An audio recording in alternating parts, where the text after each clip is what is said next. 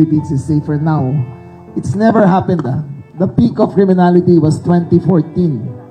2014 on index crimes. Ilang percent? Ano na? Hindi ito laban sa kahit sino.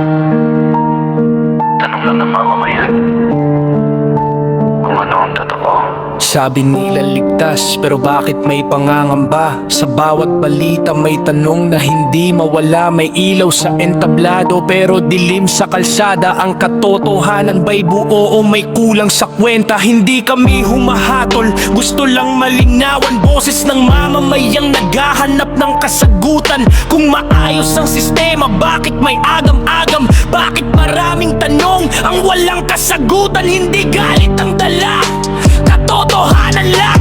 Hindi paninira kundi malinaw na daan. Kapag bukas ang isip, mas bukas ang bayan. Katotohanan ng ilaw ng kinabukasan. Totoo bang ligtas ang Pilipinas? O kwento lang bang ipinipinta? Hindi kami kalaban, tanong lang ang dala.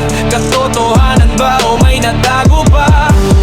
Totoo bang payabang lahat o may mga boses na hindi naririnig? Ang bayan ay lalakas kapag tatang bawat isa, dahil ang katotohanan ng tunay na pag-asa. Hindi lahat ng ngiti ay tanda ng tagumpay. Hindi lahat ng katahimikan ay kapayapaan. Ang tunay na lakas ay marunong tumanggap na may dapat pang ayusin para sa kinabukasan. Kapag may mali, ituwid ng may dangal.